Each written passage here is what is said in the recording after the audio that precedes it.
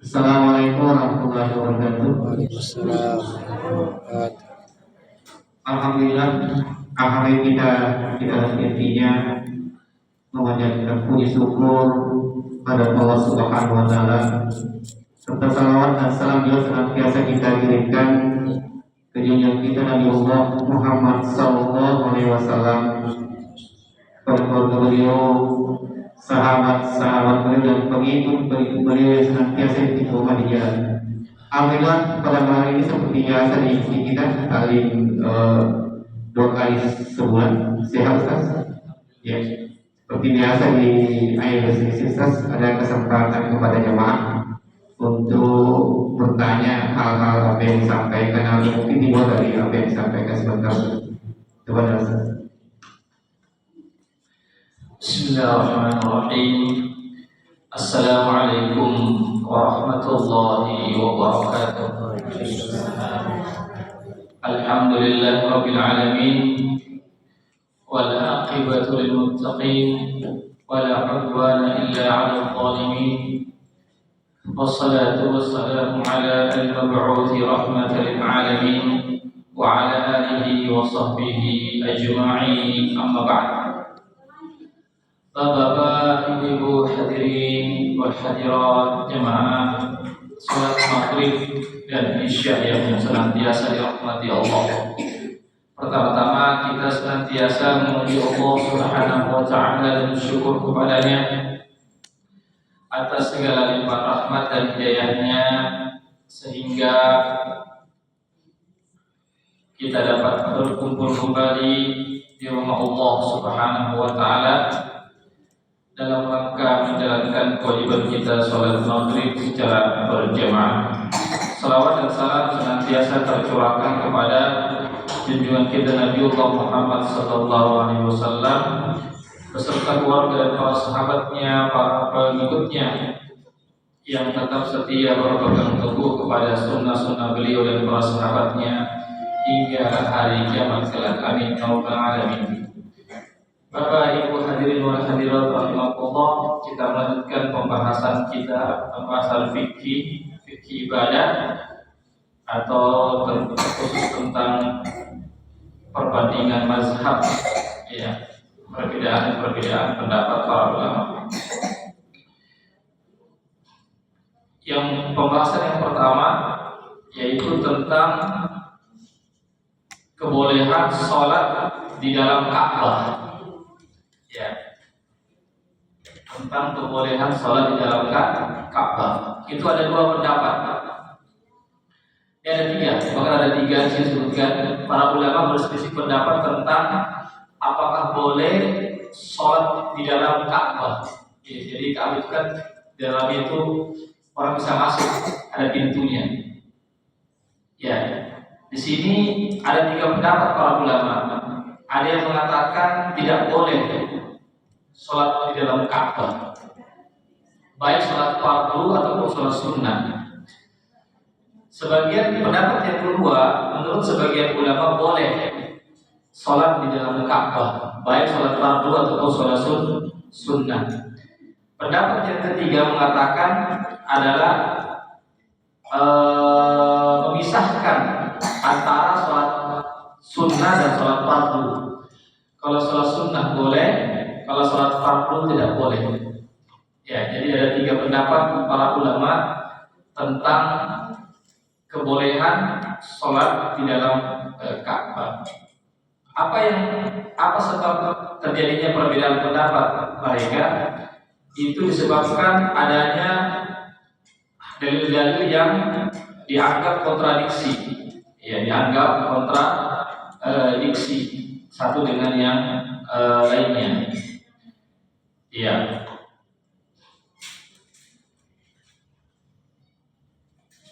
Dalil yang pertama yang menunjukkan bahwasanya sholat di dalam Ka'bah itu tidak diperbolehkan secara mutlak, baik sholat fardu ataupun sholat sunnah, itu berdasarkan dari ya yang diriwayatkan oleh bahkan hadis yang sahih yang diriwayatkan oleh Imam Bukhari dan Muslim dari sahabat Nabi yang bernama Abdullah bin Abbas mengatakan, "Lamma dakhala Rasulullah sallallahu alaihi wasallam al-bait da'a fi nawahihi kulliha wa lam yusalli hatta kharaja.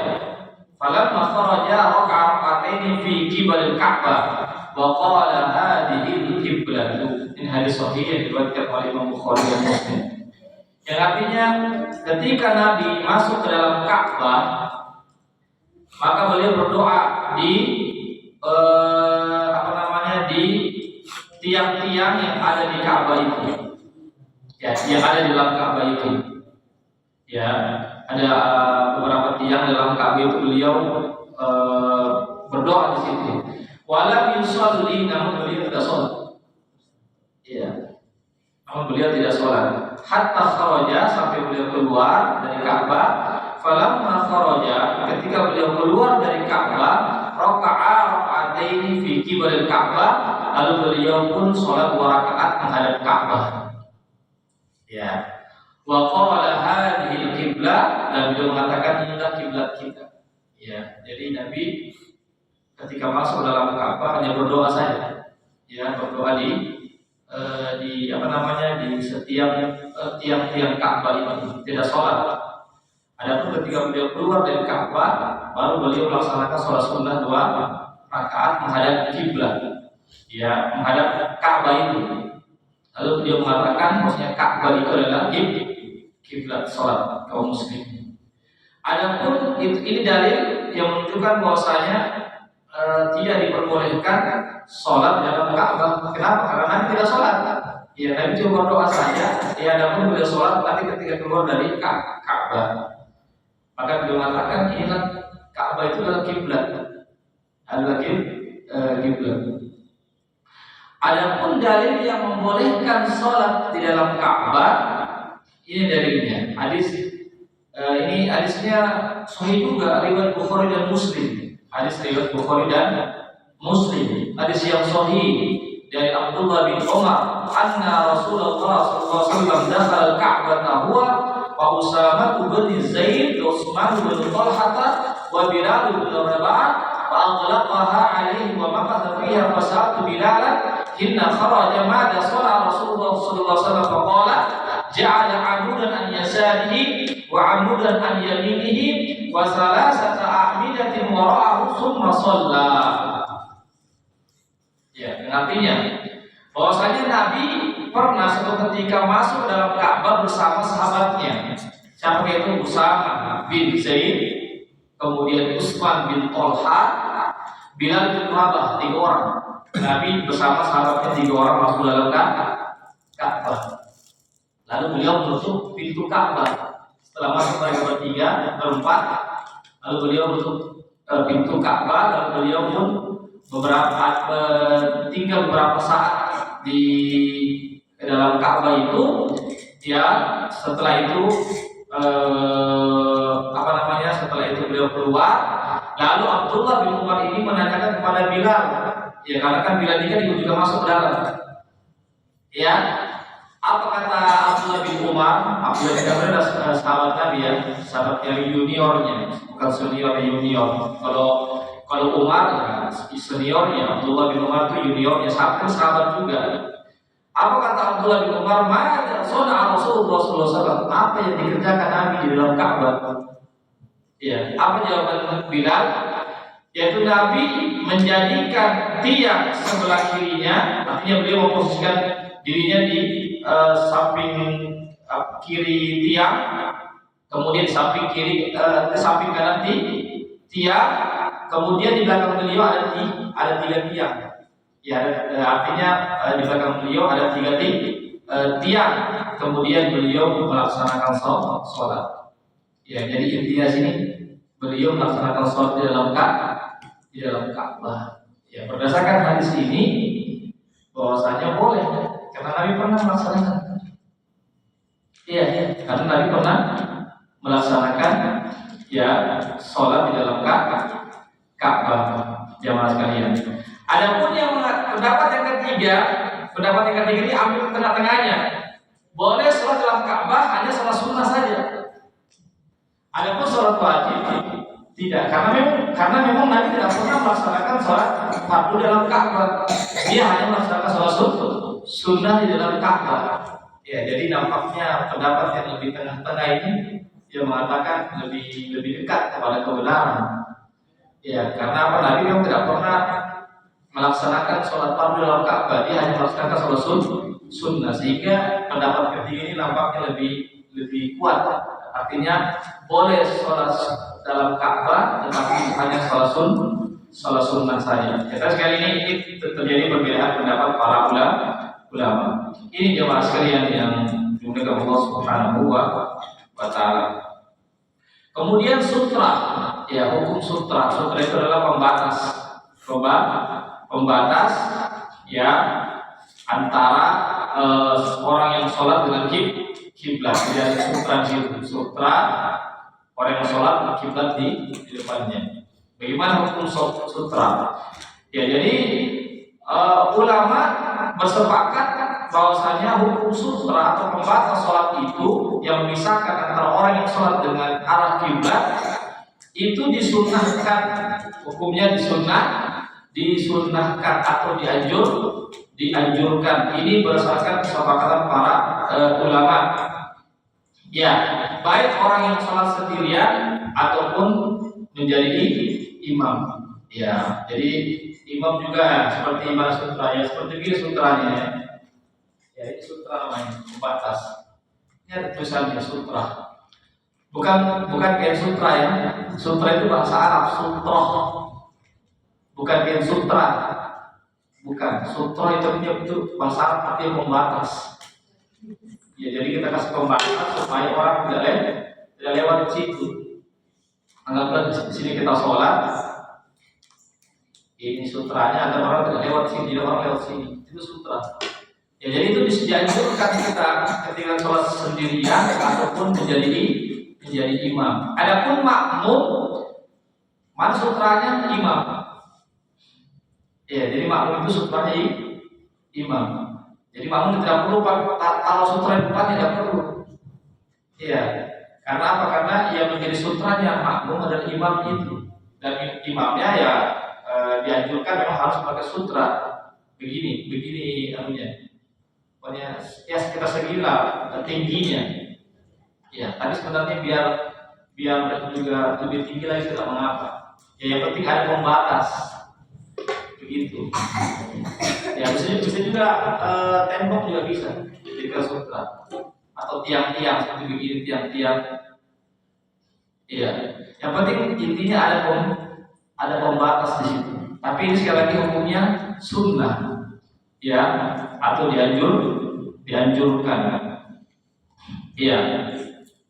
Jadi adapun makmum maka yang sutranya adalah imamnya. Iya, seandainya ada orang misalnya ada orang yang lewat di depan makmum, tidak mengapa boleh. Karena yang menjadi sutranya itu imamnya. Yang tidak boleh itu kalau ada orang lewati di depannya imam, itu tidak boleh. Tapi kalau ada orang lewat di depan makmum boleh. Jangan kita halangi. Misalnya contoh, tiba-tiba batal kan kehadiran makmum di tengah-tengah, kemudian dia di saat pertama, tiba-tiba batal wudunya, apakah buang angin kah, atau dia mau kencing misalnya, maka dia boleh batalkan, langsung dia lewati jamaah. Jadi jamaah jangan ditahan, biarkan dia lewat. Karena apa? Karena sutranya makmum ini adalah imam. Ya, artinya orang boleh lewat di depan makmum, jangan ditahan. Ya, jangan ditahan. Boleh orang lewat situ. Ya, artinya lewat situ dalam keadaan misalnya seperti tadi dia batal wudunya kan.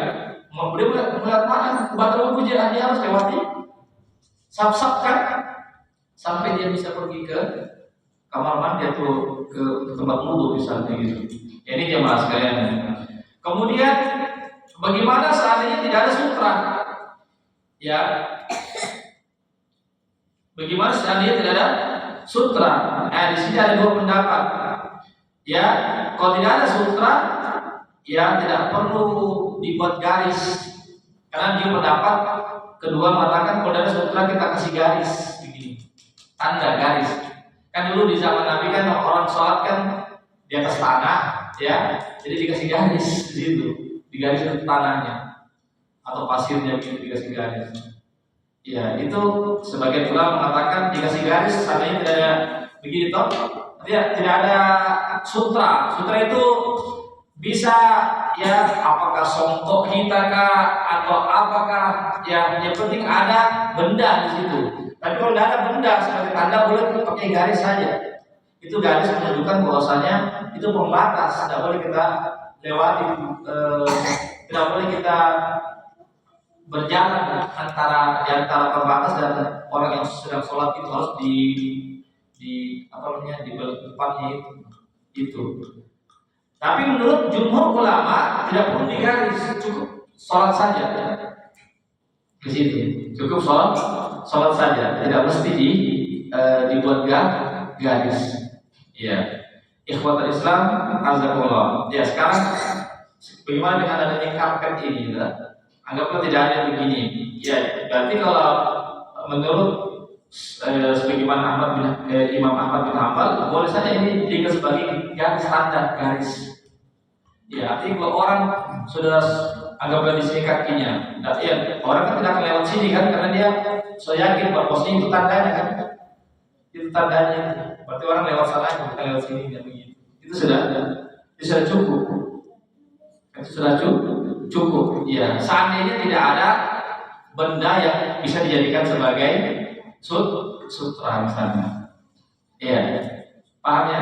Jadi yang dijadikan sebagai sutra itu bisa, ya bisa misalnya ini misalnya atau semacam apa kan? Ya anggaplah seperti ini, gelas-gelas misalnya kan, dijadikan ya artinya atau ini tempat ya begitu sutra. Ya yang penting ada apa namanya ada pembatasnya. Ya tapi kalau tidak ada ya pakai digaris, kan tidak mungkin digaris, tapi kita garis lantai, digarisin karpet ya boleh jadi karpet inilah sebagai pembatas kan? Ya sebagai pembatas. Ini jemaah sekalian yang dimuliakan Allah Subhanahu wa Ta'ala. Jadi diriwayatkan bahwasanya Nabi itu pernah sholat tidak menghadap sutra, pernah diriwayatkan. Ini jumhur ulama yang mengatakan tidak perlu digarisi, tidak perlu kalau tidak ada sutra yang bisa berdiri, ya atau benda tidak perlu digarisi karena berdalil dengan hadis, ya hadis riwayat Ahmad, bahwasanya Nabi itu pernah sholat tidak menghadap sutra dan juga digarisi. Sholat saja beliau menghadap ya. Ini menunjukkan bahwasanya sutra itu hukumnya sunnah, tidak diwajibkan. Tapi sekali lagi bukan berarti kalau sunnah, kalau di Ustaz kan hukumnya kan sunnah saja. Tidak, artinya kita berupaya untuk sholat menghadap sutra sedapat mungkin. Tapi kalau tidak ada, ya jangan kita paksakan diri. Kalau tidak ada, cukup kita sholat saja begitu meskipun tidak ada sutra. Ini jamaah sekalian yang dimuliakan Allah Subhanahu wa Ta'ala. Kemudian tentang menutup aurat, para ulama sepakat bahwasanya menutup aurat, ya khususnya di dalam sholat itu adalah fardu wajib secara mutlak. Ya, secara mutlak. Secara mutlak ini artinya baik di dalam sholat ataupun di luar sholat. Menutup aurat. Hanya saja ulama berbeda pendapat apakah menutup aurat itu syarat sahnya sholat atau bukan. Ya, di sini terjadi perbedaan pendapat para ulama. Ya, pendapat Imam Malik bahwasanya menutup aurat pada saat sholat itu bukan merupakan syarat sahnya sholat. Bukan merupakan syarat sahnya sholat, dia hanya merupakan sunnah sholat. Salah satu sunnah sholat artinya yang dianjurkan atau yang sangat dianjurkan, tetapi dia tidak merupakan syarat sahnya sholat. Ini pendapat mazhab Imam Malik. Adapun pendapat ya jumhur ulama Abu Hanifah dan Imam Syafi'i mengatakan bahwasanya menutup aurat ya khususnya di dalam sholat itu hukumnya fardu wajib. Artinya kalau tidak menutup aurat maka sholatnya tidak sah. Maka sholatnya salatnya tidak sah. Jamaah sekalian. Di sini hadirin rahimakumullah, ya, terjadi perbedaan pendapat para ulama tentang ya makna dari firman Allah Subhanahu wa taala. Ya bani Adam, khudhu zinatakum inda kulli masjid. Wahai bani Adam, ambillah perhiasan kalian ketika kalian hendak melaksanakan sholat. Jadi kata-kata perhiasan ini ulama berbeda pendapat. Ada yang mengatakan perintah, ya di sini perintah menunjukkan wajib, yaitu wajibnya menutup aurat. Ya, ada yang mengatakan tidak, yang dimaksud adalah hanyalah anjuran saja, anjuran tidak bersifat wajib. Di sini dalil yang mengatakan bahwasanya juga tidak masuk dalam menutup aurat, tidak masuk dalam syarat sahnya sholat, itu berdasarkan hadis Rasulullah SAW. Berdalil juga dengan hadis Rasulullah Sallallahu Alaihi Wasallam.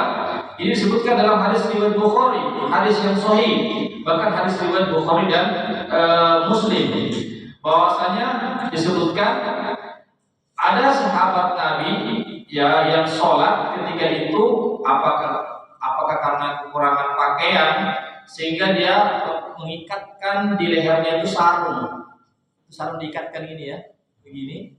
Ya barangkali pakaiannya kurang, akhirnya namanya sarung ya pasti tidak sampai ke bawah kan, cuma sampai ke tengah lutut.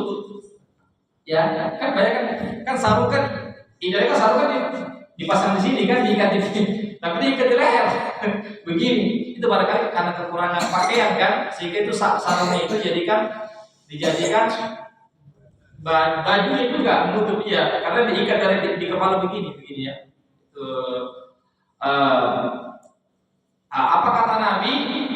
Maka Nabi mengatakan kepada wanita-wanita yang sholat ya di belakang laki-laki, ya di belakang ketika itu Allah alam ya tidak ada hijab begini, jadi kelihatan. Jadi perempuan itu bisa lihat laki-laki sholat. Iya. Apa kata Nabi? La tarfa'na rusakunna hatta yastawi ar-rijalu julusan. Ya. Apa kata Nabi? Jangan, wahai para wanita, janganlah engkau angkat kepala kalian dari sujud sampai kaum lelaki itu dia bisa duduk secara sempurna. Artinya, kalau perempuan itu cepat mengangkat kepalanya, pasti kelihatan laki-laki itu karena dia pakaiannya cuma artinya sarungnya itu kemungkinan besar cuma sampai di lutut saja. Artinya kalau dia sholat pasti tersikap, memang kelihatan pahanya. Iya, kelihatan. Makanya Nabi melarang perempuan itu mengangkat cepat kepalanya. Artinya biarkan laki-laki itu duduk dulu, ya duduk dulu dia dari sujudnya, baru kalian angkat kepalanya. Karena kalau perempuan itu dia lebih angkat kepalanya, akan dilihat dia auratnya laki-laki yang sedang sujud. Bukan Pak. Tetap pakai celana, iya, cuma tersingkap, boleh jadi tersingkap pahanya begitu. Bukan berarti tidak pakai celana dalam gitu.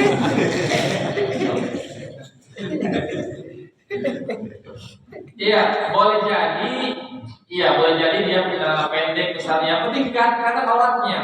Jadi aurat itu Pak, sebenarnya ada ulama berbeda pendapat juga tentang aurat itu. Ada yang mengatakan aurat laki-laki itu artinya, bahkan ada yang mengatakan paha itu bukan aurat. Iya. Di sini disebutkan Pak. Ada ulama mengatakan paha itu bukan aurat. Iya. Artinya orang bisa tersingkap karena pernah diriwayatkan bahwasanya ya ini bahwasanya Nabi itu pernah menyingkap pahanya. Maksudnya bukan dalam keadaan sholat ini ya, di luar sholat. Kan pada dasarnya kita memang disuruh untuk menutup aurat di dalam sholat ataupun di luar sholat. Ya tidak ada perbedaan. Maaf Pak ya, tidak ada perbedaan. Maaf. Menutup aurat itu baik perempuan ataupun laki-laki tidak ada perbedaan bahwasanya diwajibkan menutup aurat. Cuma ulama berbeda pendapat mana itu aurat. Aurat itu yang mana dimaksud aurat? Ya, ada ulama yang disebutkan ya pada sini bahwasanya paha itu bukan aurat. Paha itu bukan aurat. Artinya seandainya tersingkap pahanya begini, sah sholatnya. Bukan berarti sholat pakai celana dalam, tidak. Bukan berarti orang sholat cuma pakai celana dalam, tidak. Maksudnya boleh jadi dia pakai celana puntung, ya. Celana puntungnya itu agak tinggi-tinggi sedikit sehingga kelihatan pahanya. Kenapa? Karena Nabi pernah duduk-duduk, lalu beliau singkap pahanya, begini kelihatan. Dilihat oleh sahabatnya. Nanti ketika Utsman masuk baru dia tutup. Iya. Maka heran sahabat, ya Rasulullah, ketika kami masuk, kau tidak tutup paha kamu, tapi ketika Utsman masuk, kenapa tutup pahamu? Sebenarnya saya malu dengan Utsman, karena malaikat saja malu sama Utsman. Iya. Artinya betul-betul Nabi itu menghargai Utsman bin Affan, tapi dia tutup. Iya. Di sini menunjukkan bahwasanya Nabi menutup itu bukan berarti dikatakan itu aurat, tidak. Cuma karena ingin menghargai, karena Utsman adalah orang yang pemalu, ya, maka Nabi ingin menutup. Begitu. Ya, karena dengan sahabat-sahabat yang lainnya Nabi tidak menutup auratnya, dan tidak menutup pahanya. Ya. Tapi ada hadis lagi menunjukkan bahwasanya Nabi itu mengatakan al-fahidu aurah, kata Nabi. Paha itu aurat. Iya, paha itu aurat. Jadi secara secara zahirnya terjadi kontradiksi kan? Di satu sisi Nabi pernah menyingkap pahanya, dilihat oleh sahabatnya beberapa orang, tapi di sisi lain Nabi berbicara paha itu aurat.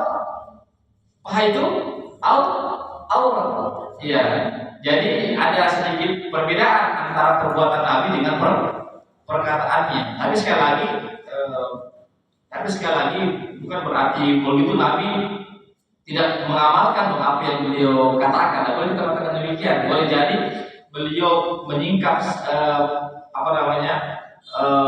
pahanya itu barangkali pada kasus tertentu saja. Ya, adapun secara umum paha itu adalah aurat. Ini ikhwatul Islam masyaallah yang terkait tentang aurat. Ya, tapi di sini nampaknya yang dalam kitab ini lebih memilih, dan itu adalah pendapatnya jumhur ulama, bahwasanya paha itu aurat. Paha itu aurat, ya, termasuk aurat. Ya, tapi sekali lagi meskipun ada juga yang pendapat mengatakan bahwasanya paha itu bukan aurat. Ini ikhwatul Islam, a'azakumullah, ya, yang dimuliakan Allah Subhanahu wa ta'ala. Ya. Kemudian sholat memakai pakaian yang terbuat dari kain sutra. Kain sutra. Sholat dengan memakai pakaian kain sutra, apakah sarungnya atau bajunya, yang penting ada sutranya. Kain sutra yang mahal harganya, dari bulan sutra ya. Di sini terjadi perbedaan pendapat para ulama. Ya, ada 3 pendapat. Ada mengatakan tidak boleh, artinya tidak sah sholatnya orang yang memakai pakaian yang terbuat dari kain sutra. Tidak sah sholatnya. Pendapat yang kedua mengatakan sahnya sholatnya tetap sah tapi berdosa. Sholatnya tetap sah tetapi berdosa, artinya tidak ada pahalanya, tapi sah, artinya tidak perlu diulangi. Ya, itu pendapat yang kedua. Pendapat pertama tidak sah sholatnya, harus diulangi maksudnya. Pendapat yang kedua sah sholatnya, tetapi dia berdosa, artinya tidak perlu diulangi, tapi dia berdosa. Kalau berdosa berarti dia harus istighfar, mohon ampun. Tapi sholatnya sah, tidak perlu diulangi. Ya. Pendapat yang ketiga, ya, disunnahkan, dianjurkan untuk diulangi sholatnya. Ya, tapi tidak diwajibkan, disunahkan saja. Disunahkan saja untuk diulangi sholatnya. Ya, jadi sekali lagi ada 3 pendapat Pak, tentang sholat memakai kain yang terbuat dari sutra, apakah baju, celana atau apa namanya sarung, jamaah sekalian. Iya. Ini karena apa? Ulama berbeda pendapat. Ya karena tidak ada dalil yang mengatakan, Nabi tidak pernah mengatakan janganlah kalian sholat dengan menggunakan kain sutra, tidak ada. Tidak ada dalil itu. Janganlah kalian sholat dengan menggunakan kain sutra, atau siapa yang sholat dengan menggunakan kain sutra maka sholatnya batal. Tidak ada begitu dalilnya. Dan yang ada bahwasanya Nabi itu melarang laki-laki menggunakan kain sutra. Babinya ini maksudnya laki-laki yang perempuan. Kalau perempuan diperbolehkan berpakaian dengan pakaian sutra, boleh. Iya. Adapun laki-laki tidak diperbolehkan. Sebagaimana perempuan boleh memakai emas, ya emas boleh perempuan. Adapun laki-laki tidak boleh memakai emas, apakah cincin, kalung, gelang tidak boleh memakai dari emas. Laki-laki boleh dari perak. Adapun perempuan boleh memakai. Jadi yang dibolehkan memakai emas itu hanya perempuan saja. Iya, emas, apakah cincinnya atau apanya, gelangnya. Begitu juga perempuan dibolehkan memakai kain sutra. Adapun laki-laki tidak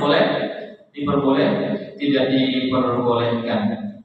Ya, jadi yang ada dalilnya maksudnya kain sutra itu diharamkan bagi laki-laki.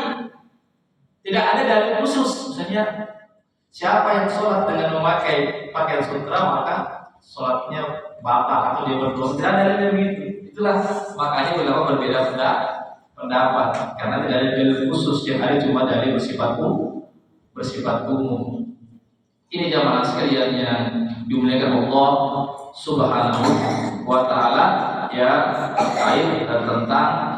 Kemudian di sini ya cukup kali Pak ya. Karena masih banyak ini kalau saya sebutkan semua nih ya.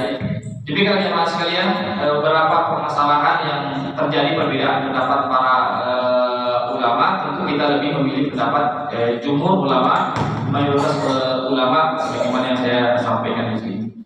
Ya, sebelum kita tutup, kita buka sesi tanya jawab. Bisa sesuai dengan tema pembahasan atau boleh di luar tema pembahasan saja. Ya, silakan Pak. Assalamualaikum warahmatullahi wabarakatuh. Saya mau tanya ke Ustaz masalah sutra tadi. Pernah saya dengar ceramah bahwa kalau kita sholat antara sutra dengan kita, kalau ada orang yang lewat, kita tahan dadanya 3 kali begitu. Kalau dia lewat, kita bisa bunuh. Tapi biasanya orang begitu, pernah saya dapat tidak ada tahu hukumnya sebenarnya, kita ada, tapi kita salah, dia lewat buku begini.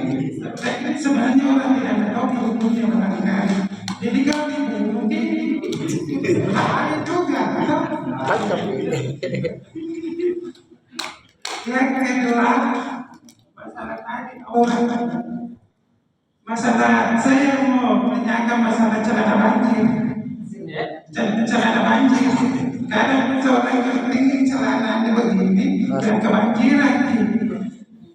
Jadi ya saya mau tanya ini kan, dia bilang kalau celana itu melewati mata kaki, sombong gini.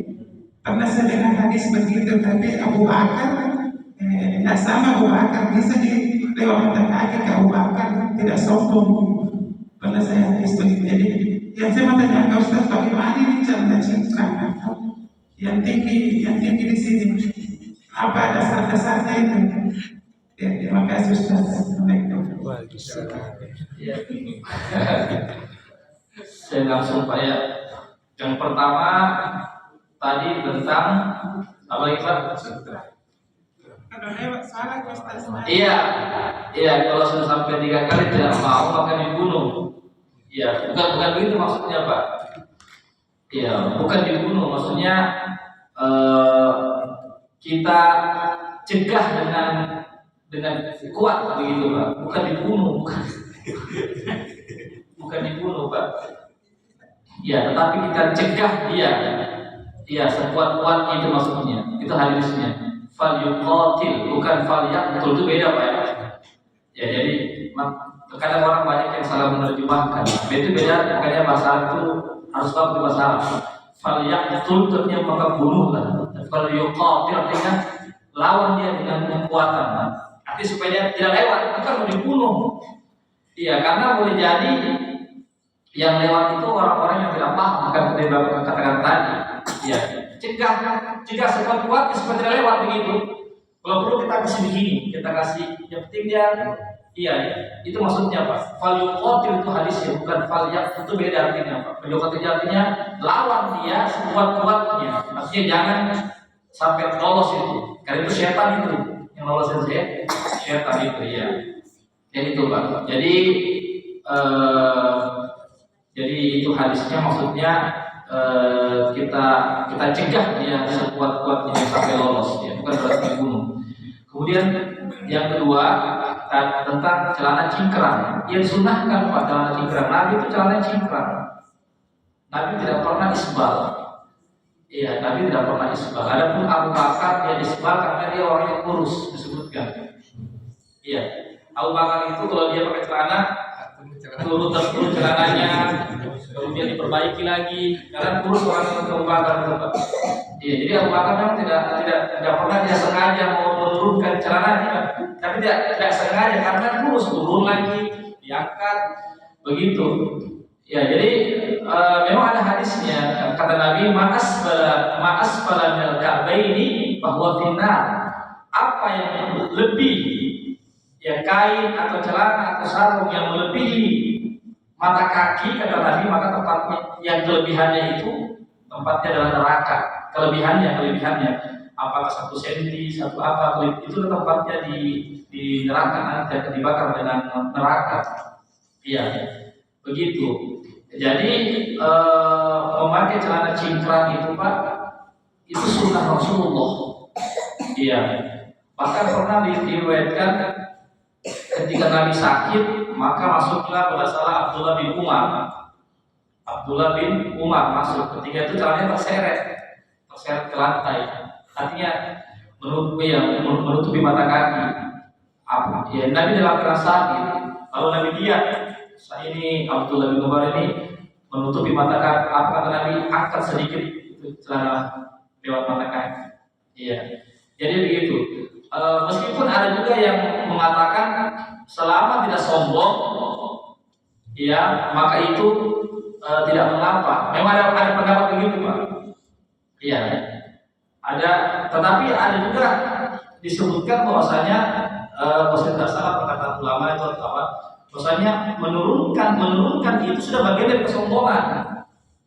Ya, termasuk bagian daripada kesombongan, apalagi kalau niatnya untuk sombong, berarti sudah 2 kali ya sombong di situ. Pertama niatnya mau sombong, yang kedua perbuatannya menurunkan itu bagian daripada kesombongan. Ya, jadi sekali lagi Pak, memang ada juga orang yang mengatakan tidak mengapa kita isbal. Sebenarnya Pak menutup mata kaki. Isbal itu lawan dari cingkrang. Isbal itu kain yang melewati mata kaki. Kalau cingkrang itu kain yang di atas mata kaki. Ya, memang ada ulama juga mengatakan selama dia tidak sombong maka tidak mengapa itu.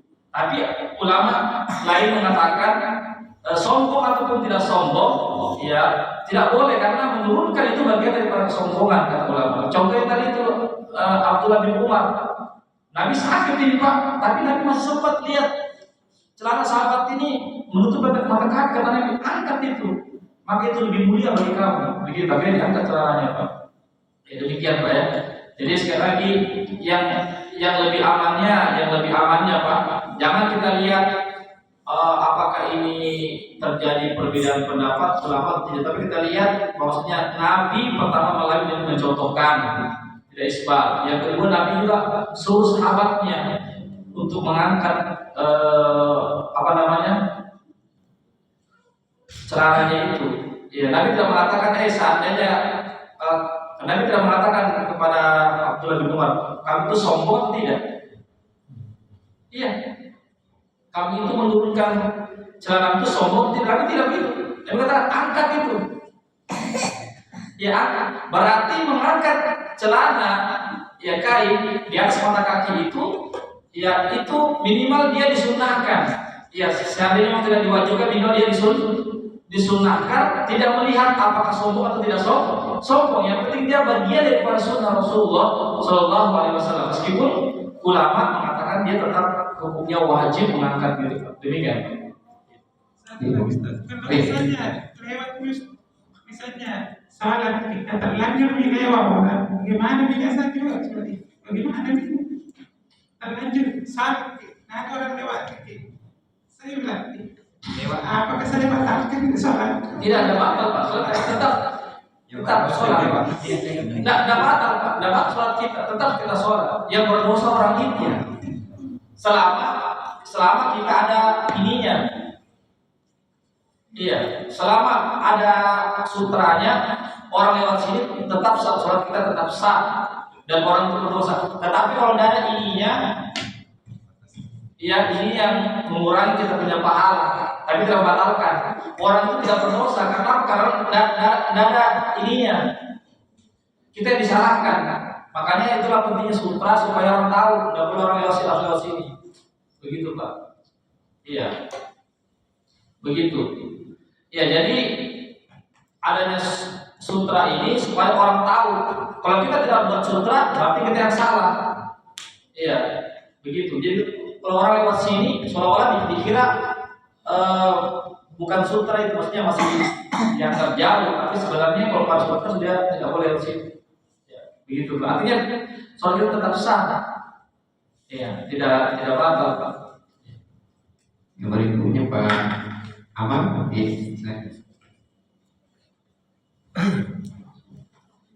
Assalamualaikum warahmatullahi wabarakatuh. Boleh tak berdoa tapi tidak menghadap ke arah kiblat?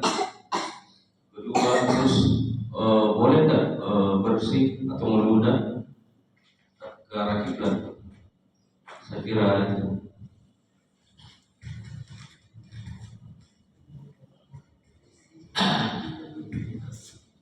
Iya. Yang pertama tadi apa?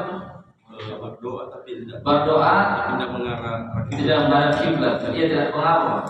Dia cuma disunahkan saja sebaiknya menghadap kiblat. Ya. Tapi jika tidak menghadap kiblat juga, karena bukan syarat sahnya sholat, bukan syarat sahnya doa, cuma dia merupakan keutamaan saja, keutamaan kita menghadap kiblat. Beda dengan sholat. Kalau sholat ada kiblat, ya begitu. Ya. Sama juga menyembeli itu kan mesti menghadap kiblat.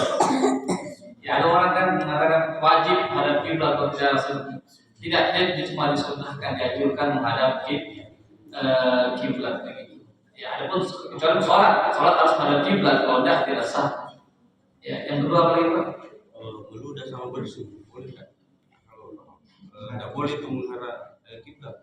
Iya, yang saya tahu itu ketika sholat itu ada hadisnya.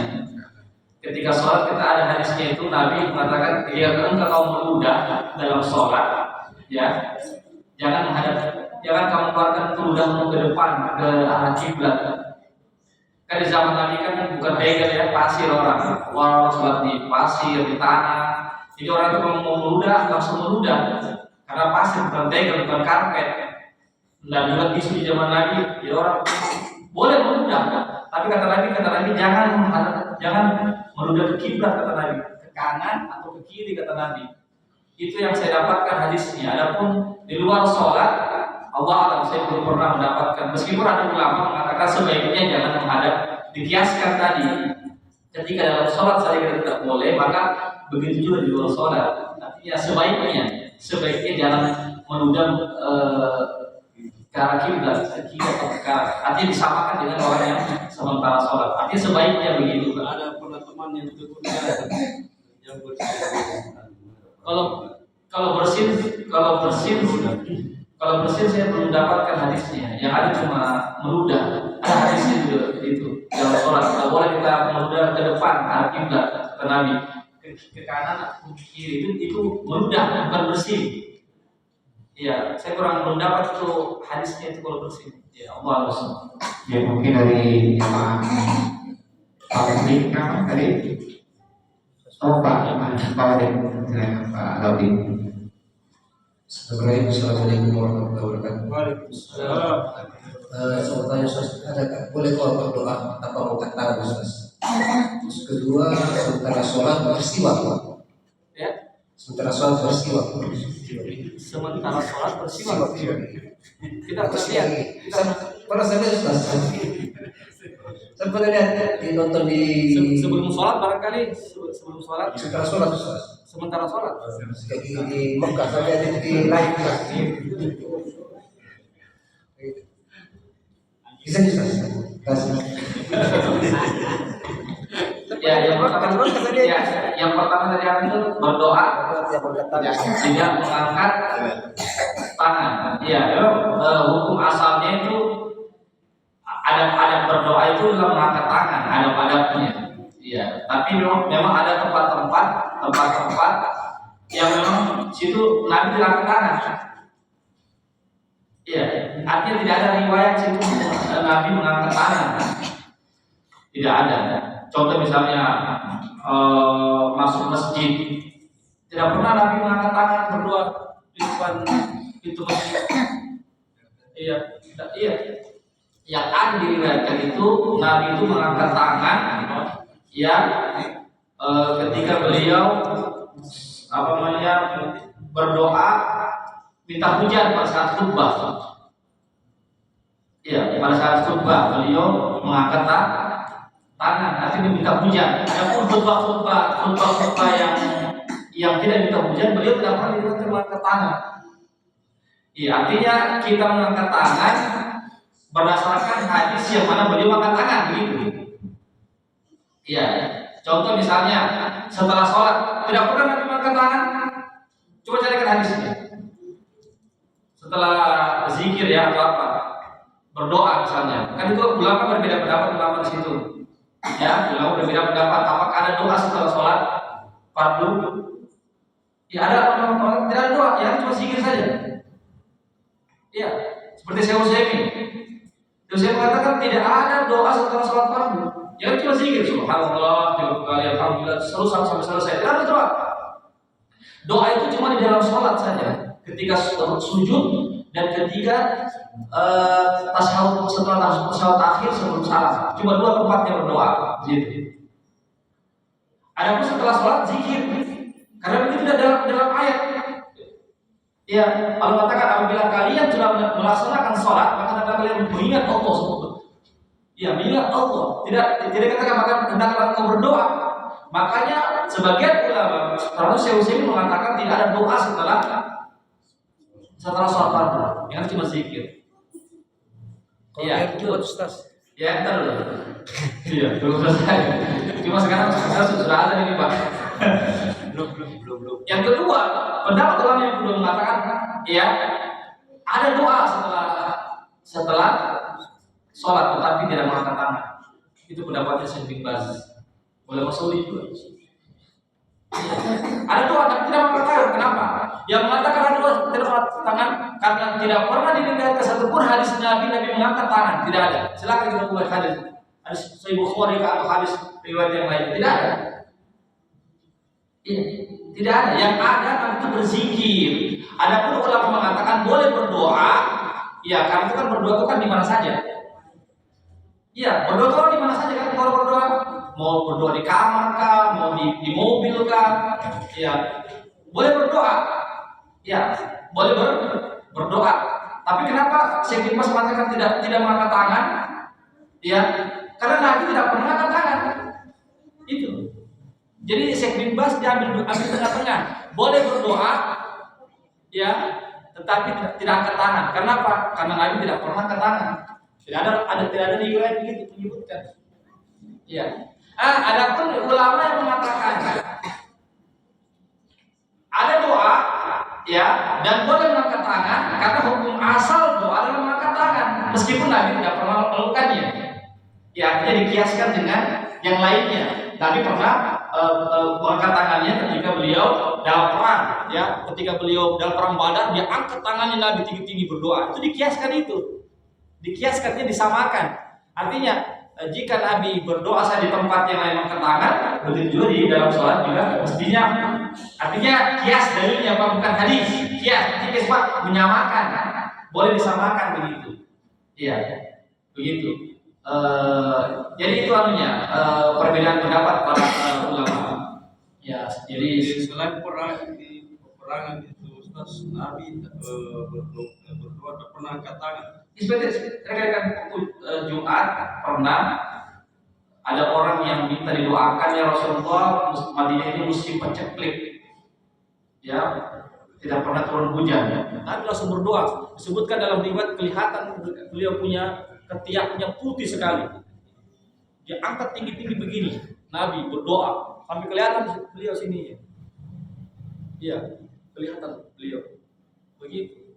Adapun Jumat khutbah Jumat yang biasa tidak pernah disebutkan Nabi mengangkat tangannya, tidak pernah berdoa tapi jangan angkat. Allahumma ighfir lil muslimina wal muslimat. Tidak ada begini. Makanya kata ulama kita mengangkat tangan kalau Nabi mengangkat tangan. Sama juga di dalam ketika setelah sholat, karena tidak ada riwayat Nabi mengangkat tangan, jangan angkat tangan. Kalau berdoa silakan berdoa, jangan angkat tangan. Begitu. Kalau khutbah yang angkat tangan Ustaz. Ya. Kalau yang khutbah yang angkat tangan Ustaz saat Jumat, apa kita mau angkat tangan juga? Tidak ya? Tidak ada. Ya kita aminkan saja, tidak perlu angkat tangan. Iya, begitu. Nabi tidak pernah mengangkat tangan kecuali berdoa ketika minta hujan. Adapun khutbah beliau setiap pekan tidak pernah angkat tangan beliau. Iya, bahkan cuma diriwayatkan cuma begini, angkat begini beliau. Bukan begini. Iya, begini. Ya bagaimana makmum? Makmum silakan mengaminkan. Amin. Amin. Tidak perlu makmum angkat tangan karena tidak ada riwayat sahabat angkat tangan mengaminkan. Tapi boleh amin. Karena doa ya diaminkan, tapi tidak perlu angkat tangan. Tidak diharapkan. Ya, itu saya katakan tadi Pak, terjadi perbedaan pendapat para iya, tidak terjadi perbedaan pendapat para ulama. Ya, ada yang mengatakan boleh, ada yang mengatakan tidak boleh, begitu. Sekarang kembali kepada kita saja mau pilih yang mana. Ya, artinya jangan saling menyalahkan. Karena juga orang ini kenapa kamu tidak berdoa? Kenapa kamu tidak berdoa setelah sholat? Mesti berdoa dong. Wajib berdoa. Sekarang kita kembalikan Nabi tidak pernah mengangkat tangan, meskipun ada dalil bahwasanya ada 3 tempat kata Nabi itu yang dijawab kita punya doa, yaitu setiap dubur bidubur kulli sholat. Sudah pernah saya jelaskan di sini. Dubur itu belakang, di belakang setiap sholat. Karena di belakang ini ada 2 pengertian. Di belakang itu artinya setelah sholat, ada mengatakan di belakang itu artinya di akhir sholat sebelum salam. Makanya Syekh Utsaimin yang mengatakan tidak ada doa setelah sholat, beliau berdoa sebelum salam. Disitulah doa, karena ada dalil khususnya kata Nabi. Ada dalil khususnya itu. Ya sekali lagi ini masalah khilafiyah. Masalah khilafiyah apa ya? Artinya jangan saling menyalahkan, ya jangan saling merendahkan. Yang mau berdoa silakan berdoa, silakan. Ada ulama juga. Yang mau mengangkat tangan ya silakan juga. Iya, tapi yang tidak mengangkat tangan, yang tidak berdoa jangan salahkan. Ya, bukan berarti dia tidak mau berdoa. Ya, dia mau berdoa di dalam sholat, bukan di luar sholat. Karena Nabi tidak pernah diriwayatkan mengangkat tangan begitu. Ya, dia menjadi berbeda pada ulama. Yang kedua apa? Saya menjawab. Ya? Siwak ya. Siwa sementara Setelah sholat. sholat. Yang saya tahu itu hadisnya itu kita disunahkan, ya disunahkan itu bersiwak ketika hendak sholat, bukan ketika pada sementara sholat. Iya, pada kaidah salah memahami itu dalil yang dimaksudkan ketika hendak melaksanakan sholat, bukan ketika sholat. Sholat itu tidak boleh kita melakukan gerakan-gerakan yang bukan bagian daripada sholat. Iya. Apalagi ini kan sudah mengganggu ini. Maksudnya itu Pak. Mengganggu. Lagi live dia Mekah. Terus itu langsung tersedia gini. Iya. Jadi tidak selamanya orang yang sholat di Mekah itu orang-orang berilmu. Ya ingat ya, tidak selamanya orang yang sholat di Mekah itu orang-orang berilmu. Maksudnya ada juga orang-orang jahil, tidak tahu dia. Ya. Kalau menggaruk boleh Ustaz? Ya? Menggaruk. Iya, menggaruk kan boleh. Ya, begitu. Karena ada adat kan begitu. Cuma menggaruknya jangan terlalu sering-sering juga. Karena kalau sering juga bisa seolah-olah kita tidak konsentrasi begitu.